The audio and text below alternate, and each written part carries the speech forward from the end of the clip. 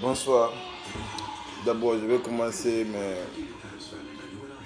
mon petit discours. Alhamdulillah, Rabbil Alamin. Bismillah, Alhamdulillah, Rabbil Alamin. Comme nous sommes tous les musulmans, il y a beaucoup d'entre nous qui ne sont pas musulmans encore, mais c'est seulement je vais dire gloire à Dieu, le Seigneur de l'univers, le miséricordieux par excellence et par excellence. Parce que dans ce monde-là, je sais que franchement, les 80% sont des gens qui croient en Dieu. Que ce soit maintenant, bon, peut-être il peut y avoir, l'autre peut penser que quand leur dit, ok, mais anyway, il y a beaucoup de gens qui croient en elle, seul Dieu. Aujourd'hui, j'ai fait cette petite vidéo. Ça fait longtemps que je ne faisais pas de vidéo et puis depuis le décès de ma grande sœur, que son âme repose en paix, que la terre lui soit légère, ça m'a beaucoup affecté et j'ai décidé encore de ne plus m'afficher maintenant sur les réseaux sociaux, que ce soit les photos ou quoi que ce soit. Mais pour le moment, bon, je constate que franchement, des fois on a des obligations en face de nous-mêmes, de tout ce qui peut nous écouter, tout ce qui peut nous suivre.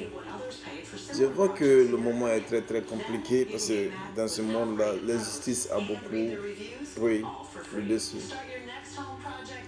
Nous voyons que je prends d'abord les grands exemples qui veulent dire les grands pays qui ont la force, qui vont tuer les pauvres populations dans un autre pays. Et puis, quand ces gens-là sont fâchés, puis on va dire encore, quand ils font des attaques, surtout quand il est musulman, qu'est-ce qu'on va dire? On va dire que c'est un terroriste. Et s'il est d'autres religions, donc, c'est un criminel. Comme ça, c'est un scopate, quelque chose comme ça. Mais mon débat aujourd'hui, je vais un peu m'adresser à la population guinéenne. Je vois que franchement, nous les Guinéens, c'est un peu compliqué pour nous, on ne comprend pas beaucoup les situations. Et pourtant, des fois, les choses sont très très simples, qu'on s'en va très loin pour la recherche de certaines réalités, quoi que ce soit. J'ai compris que dans mon pays, aujourd'hui, les gens se battent pour une nouvelle constitution ou quoi que ce soit. Mais mes frères et sœurs, nous devons comprendre que la Guinée, pour le moment, on n'a pas besoin de la soi-disant démocratie. La démocratie, ça a toujours des définitions et c'est propre au pays dans lequel on applique cette démocratie. Parce que si je comprends très bien souvent, on parle de démocratie là. Mais la démocratie, de la manière que les Américains appliquent la démocratie, peut être différente de la manière que la France aussi fait, ou aussi la manière que l'Espagne, la Russie.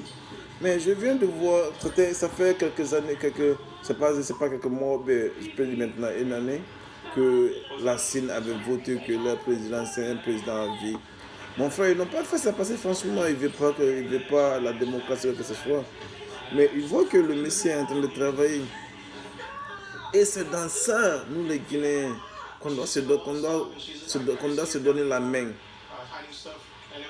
Manger dans une même bol, comme on avait l'habitude de faire toujours. Souffler au même soufflet. Laissez nos côtés partisans. Ce que je vois, le monsieur, bien sûr, il est venu, il était opposant, il s'est battu beaucoup pour le pays et maintenant il est au pouvoir. Il a beaucoup de choses qu'il n'a pas pu faire, qui lui manquent.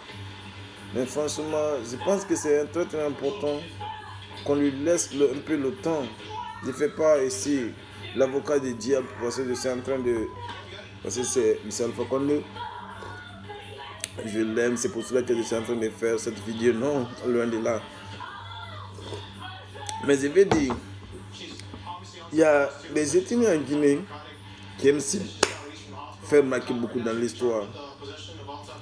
Et si M. Alpha Condé est l'un de ces groupes, peut-être il a envie que franchement, après son temps au pouvoir, la magistrature suprême de la République, que les Guinéens voient des choses qu'il a dit faire. Et que ce n'est pas seulement qu'on dise il était opposant, il avait dit qu'il allait venir, mais il est venu, il n'a rien fait. Non, c'est ça qu'il est en train d'éviter. C'est pas parce que franchement il veut mettre beaucoup d'argent dans sa poche ou bien quoi. Non, il veut essayer de travailler, de mettre les jalons. On doit comprendre ça, on doit voir le futur de la Guinée. C'est pas aujourd'hui le combat des politiciens qui va nous intéresser. Mes frères et sœurs, c'est un peu compliqué. Souvent, quand la pauvreté est tellement...